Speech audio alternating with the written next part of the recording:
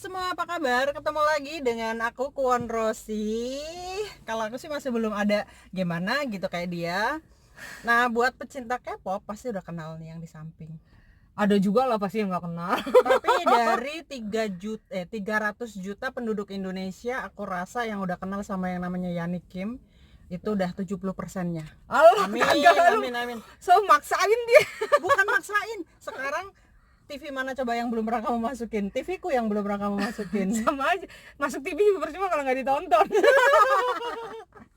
Iya, jadi hari ini emang aku khusus ngeluangin waktu 1 hari untuk ngelihat acaranya dia. Jadi hari ini dia diundang sama teman-teman UT Korea untuk mengisi acara yang temanya mengenai bagaimana kita tadi ya? Bagaimana menumbuhkan rasa percaya diri saat kita maksudnya dituntut untuk bicara di depan umum. Karena teman aku ini, kita berteman udah lama banget, udah ya pokoknya dari gadis lah ya sampai kita sekarang punya gadis dan kita masih tetap gadis.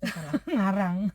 Maunya itu jiwa kita masih jiwa gadis. Ya. Kalau keluyuran lupa kalau kita tuh di rumah ada yang nungguin gitu kan. Jadi kita berteman tuh udah lama banget, kita tinggal sama-sama di Korea tapi dari ujung ke ujung. Jadi kalau dari rumahku menuju ke rumahnya dia itu perlu 2 jam. 2 jam ya. 2 jam itu enggak macet loh. Belum dihitung macetnya.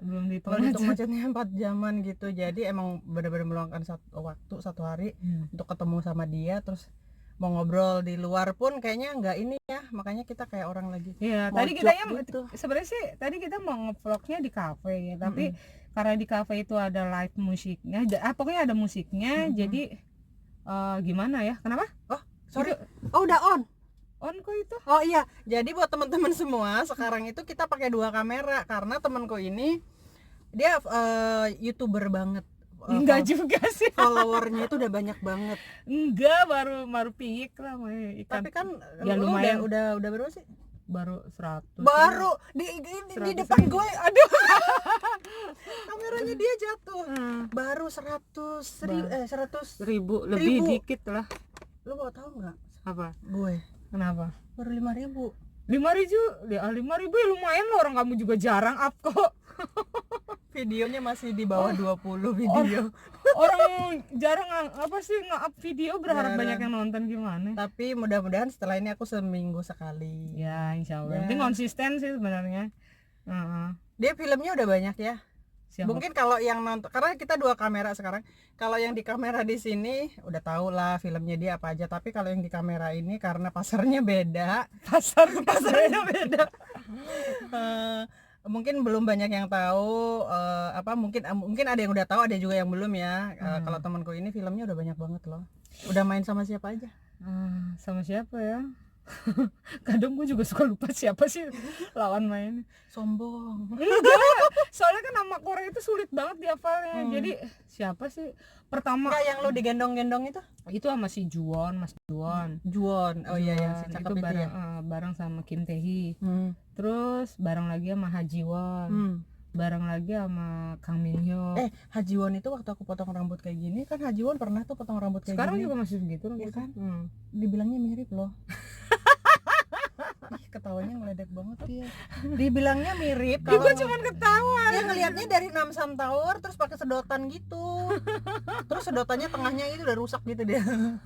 Terus apa lagi? Ya udah sih sebenarnya kalau dibilang banyak banget film enggak, cuman ya dikit-dikit lama-lama jadi bukit sih. Iya. Tek kan gitu. Kalau pulang ke Indonesia juga selalu masuk stasiun TV ya. Kalau pas lagi ada ya alhamdulillah sih ya hampir semuanya udah aku datengin kayaknya sih untuk talk show itu semua stasiun TV di Indonesia ya. Iya. Sampai kemarin terakhir aku lihat kamu tuh lagi ini loh. Lagi syuting apa tuh? Apa yang darah kopi gitu. Bukan Kopi Darah, apa sih yang Mbak Jedar sama siapa Mbak Nia itu? Iya. Bukan. Lupa deh gue Kopi Darah apa ya? Oke. Tadi ngopi darah, ada caranya ngopi darah. Aku tuh ngefan banget loh sama yang 2 orang itu. Aslinya cantik ya mereka ya. Cantik tinggi. Lebih ya, cantik seksi. Siapa? Gue nggak bisa. Kalau berhubung karena lu temen gue ya, gue tetap ngepronya ke lo. Ya iyalah. Tetap meskipun bulat-bulat gitu ya, gitu. Jadi soalnya gimana juga secantik-cantiknya mereka kan bukan maksudnya bukan secara pribadi kenal banget, jadi ya tahu sendiri kan kalau susah kan yang datang temen deket duluan, jadi ya gue lebih ngepro kalau ya cantik lo dong. iya dong. thank you ya, gitu kan.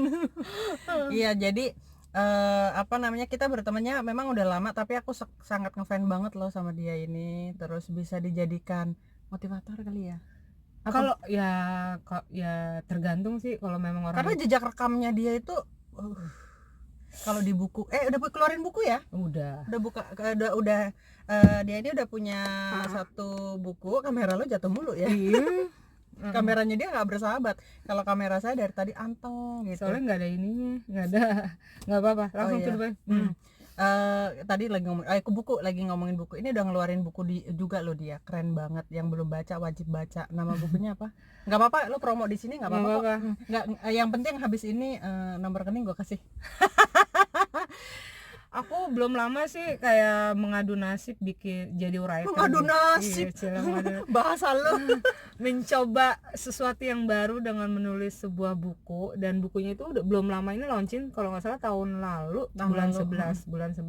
Bukuku sih sebenarnya nggak terlalu tentang hal-hal yang berat sih. Jadi cuman menceritakan tentang jejak kehidupan aku aja, biografinya lah ya, dari pertama aku datang ke Korea sampai sekarang gitu, jatuh bangunnya bagaimana, terus kenapa aku bisa sampai sekarang, kenapa aku bisa sampai di Korea, tinggal di Korea gitu. Bisa diceritain dikit nggak? Dikit aja supaya yang penasaran terus nanti nyari buku lo terus dibeli kan. Cering tiap menit ya kan. Bukuku tuh namanya Soul Sister. Soul Sister itu intinya gini loh, kan banyak banget ya anak-anak muda sekarang yang maksudnya suka banget sama Korea, dan banyak banget yang suka tanya-tanya tentang dunia Korea itu seperti apa, kalau nikah sama orang Korea itu seperti apa, terus kalau kerja di Korea itu harus bagaimana. Pokoknya ya semua pertanyaan sama gitu tentang Korea itu banyak banget yang suka dilemparkan ke aku gitu. Jadi aku pikir daripada aku jawab satu persatu, akhirnya aku bikin sebuah cerita, yaitu cerita tentang kehidupan aku. Kan mereka banyak kan tanya gimana sih kok bisa sampai Korea, ya aku ceritain dari awal aku tuh ke Koreanya bagaimana, kok bisa lama di Korea gitu. Ada lagi yang enak nggak sih nikah sama orang Korea gitu, jadi pengen deh nikah sama orang Korea gitu kan, ada yang punya pikiran kayak gitu. Terus akhirnya ya aku ceritain juga tentang kehidupan aku setelah nikah sama orang Korea itu seperti apa. Ya pokoknya intinya gini lah, hidup di Korea sama aja, sama tinggal dimanapun, namanya tempat manusia tinggal. Ada suka dukanya lah ya. Suka dukanya ada, bahkan kadang lebih banyak dukanya, hanya saja nggak dipublish. Jadi ya aku cerita secara realitinya aja sih tentang Korea, bahwa di Korea itu seperti ini gitu loh. Berarti yang penasaran beli aja bukunya. Iya. Ya di sini diceritain garis besarnya aja. Iya. Judul bukunya tadi apa? Soul Sister. Pokoknya never give up lah buat yang mau ke Korea. Silahkan ke Korea, pakai cara apapun, sesulit apapun, pasti ada yang namanya kesempatan itu untuk bisa ke Korea. Tapi ya gitu, kita kembalikan pada usaha masing-masing gitu sih. Yang penting caranya legal ya, gitu. Caranya apapun yang penting legal. Entah nanti berjodoh dengan orang Korea, entah nanti berjodoh dengan bos Korea, maksudnya bekerja, entah nanti berjodohnya dengan dosen Korea, kan kita nggak tahu ya kan? Betul. Nah, jodohnya dengan siapa itu kan kita nggak tahu. Jadi emang keren banget. Ini wanita pertama di Korea yang bisa mendongkrak dunia entertain. Belum ada ya, setelah lo ya, ada sih, cuma ada nggak sih, perlulah kita membicarakan yang lain. Ada sih. Kalau dibilang pertama untuk orang asing enggak, tapi untuk orang Indonesia. Maksud saya orang Indonesia. Kalau orang Indonesia tahun berapa tuh mulai? Aku sebenarnya udah lama banget sih, dari tahun 2000 berapa ya, 8-an deh, 2007 2008 ya aku udah mulai dari yang ya dari yang kacang-kacangnya, yang remahan-remahan gitu. Ya sih, cuman saat mulai sibuk ya kan? Cuman saat itu ya namanya dunia K-popers itu dunia belum se booming sekarang. Jadi aku mau keluar masuk yang namanya broadcastingnya Korea juga orang nggak tahu. Kali yang tahu orang-orang Korea aja, yang sebatas yang suka nonton aja. Kalau orang Indonesia sendiri, walaupun banyak yang tinggal di Korea, mereka lebih identik nontonnya YouTube, kalau nggak nontonnya Mivo gitu ya, program-program TV Indonesia. Sementara kalau yang bener-bener nggak ini banget sama Korea sih jarang nonton. Jadi ada yang tahu, ada yang enggak. Nah pas boomingnya itu, pas mulai banyak tuh pencinta K-pop itu mulai apa kayaknya di Indonesia tuh kayak over proud banget deh, bener-bener dibanggain banget.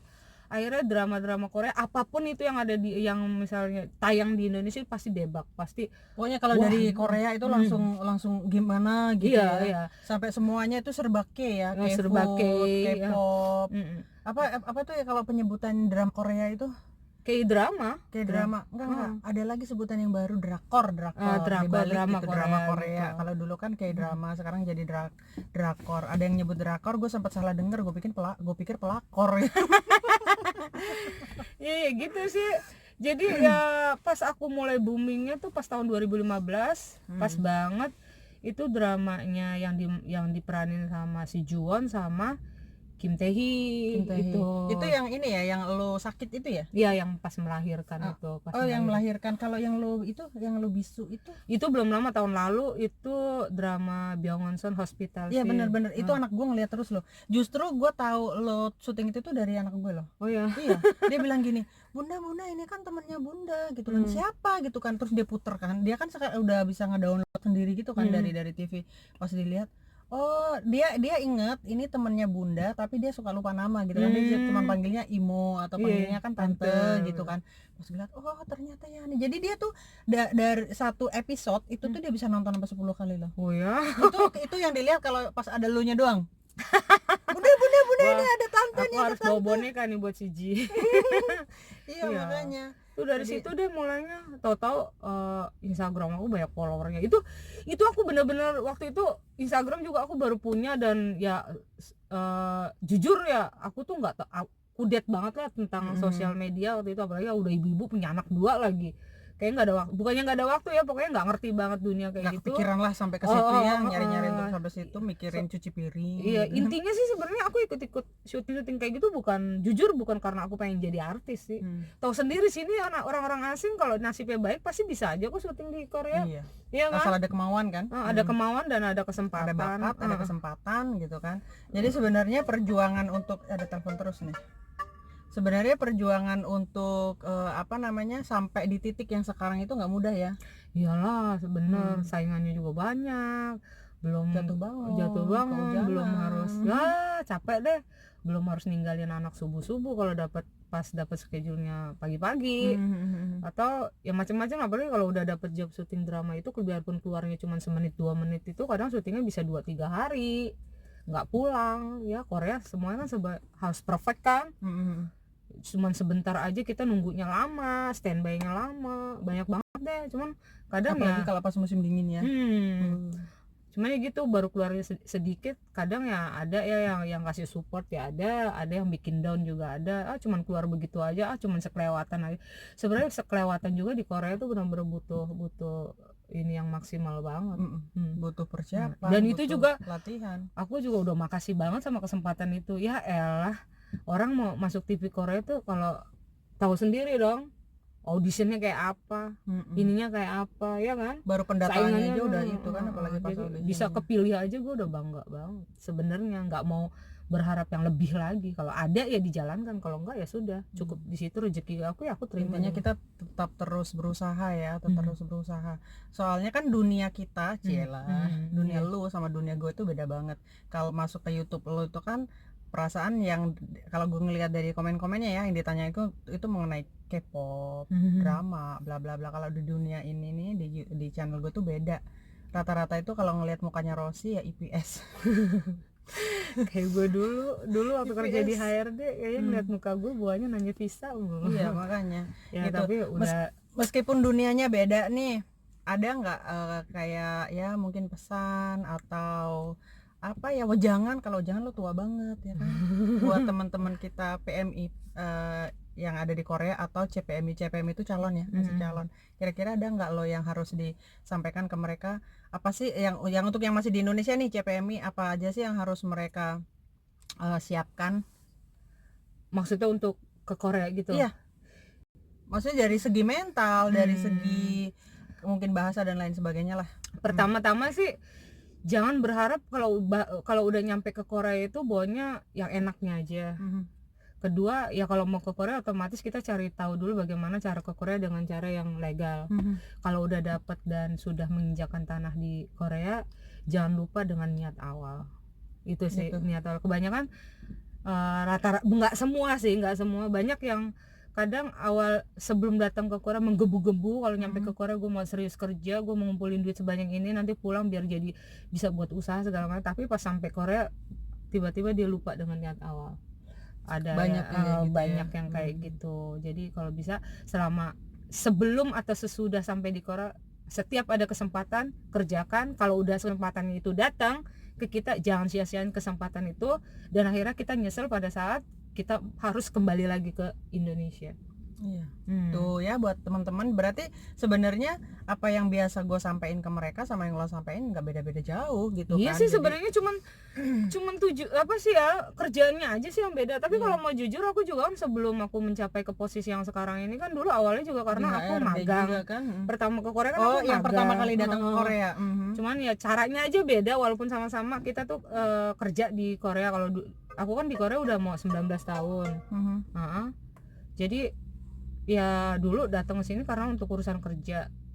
Ya sama aja sih, cuman karena aku konsisten dengan niat awal kalau misalnya ke Korea itu untuk memperbaiki hidup. Ya walaupun keras, walaupun ya tidak seindah foto profil, aku kerjakan. Dan akhirnya dengan apa ya namanya, kita kayak digembleng dengan segala, ya Korea itu keras, apalagi orang Korea itu kalau ngomong tuh kadang kalau kita nggak ngerti baunya marah-marah mulu ya. Padahal memang intonasinya mereka kayak kan? gitu. Ibaratnya kan di Indonesia juga kan banyak banget suku ya, ada yang ngomongnya pelan, sopan gitu, ada yang ngomongnya tuh kayaknya menggebu-gebu, kasar, padahal emang itu cuman logat aja. Kalau dilihat peta Korea itu kan menurun gitu kan. Kalau yang tinggalnya di menengah ke atas itu biasa logatnya halus ya. Logatnya halus, tapi kalau udah menengah ke bawah makin kasar. Ya kan, makin kasar ya. Teman-teman kita banyak yang kadang salah paham. Makanya walaupun nggak bisa banget, minimal kita harus bisa basicnya Korea apalah. Nggak bisa banget bahasa Korea juga, yang penting kita harus pelajari dulu lah watak Korea itu seperti apa. Jadi nggak melulu mereka tuh nyakitin kita dengan kata-kata. Kadang dia ngomongnya halus pun karena penyampaian gitu, ya gini tuh bawahnya kita udah strength dulu. Kasar banget sih dia. Gitu. Padahal memang ya kayak kita aja loh gitu kan. Kalau orang Korea yang nggak ngerti songong banget sih, baru kayak di sini kayak manggil sama yang tua ya gitu kan. Tapi kalau sama-sama udah ngerti budaya, emang nggak akan ada rasa sakit hati itu sih. Terus kalau udah nyampe di Indonesia di Korea, jangan apa-apa harus berpatok pada peraturan Indonesia, ya capek sendiri. Iyalah, kan udah beda apa ya namanya, beda negara ya. Iya gitu. Jadi buat teman-teman nih yang CPMI, seperti yang sudah disampaikan tadi teman saya, kita harus benar-benar menyiapkan mental mempelajari budaya di sini. Budaya kerja itu yang pertama ya, karena yang nonton ini rata-rata kan CPMI atau PMI gitu ya.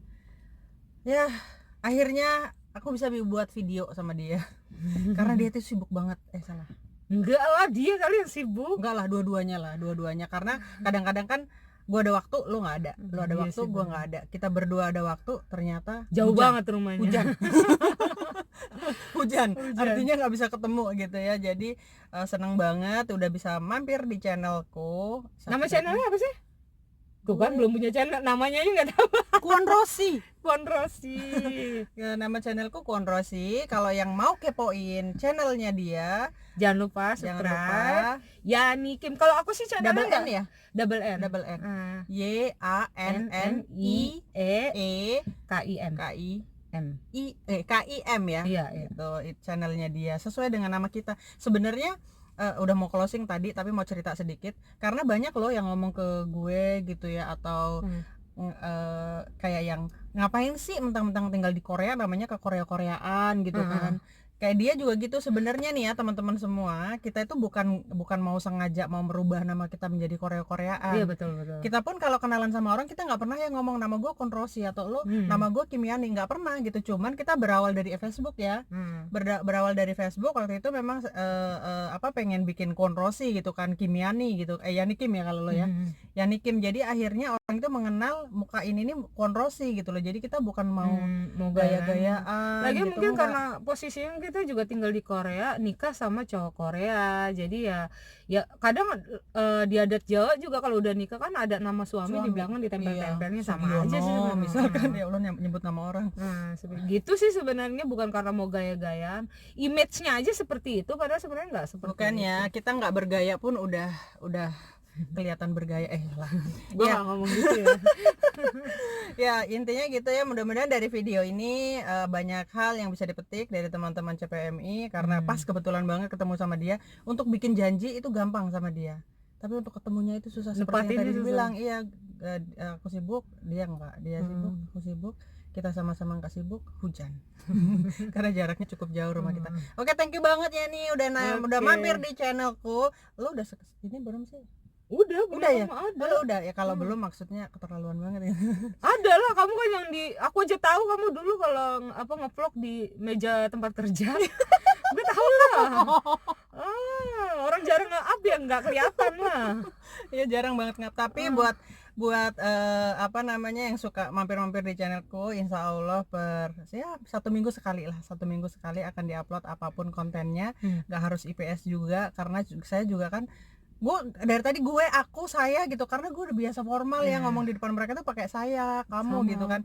Setelah ini saya pengennya tuh pakai, tuh kan sayanya keluar lagi kan, jadi kayak pengen aku aja lah gitu. Jadi kita lebih deket ya. Insya Allah sih ya, per 1 minggu 1 kali akan diupload video apapun itu, makanan kayak apa kayak gitu ya. Oke ya nih, terima kasih banget udah mampir di channelku. Dan tahu nggak ini salam penutup gitu apa? Tuh kan nggak nonton lo. Salam apa sih? Kemul pancal. Salah. Apaan? Pancal kemul. Ya sama aja. Baru mau nyebut. Oke, yuk kita tutup bareng-bareng pakai salamku ya. Oke, untuk semuanya sampai ketemu lagi di video berikutnya, dan salam pancal kemul.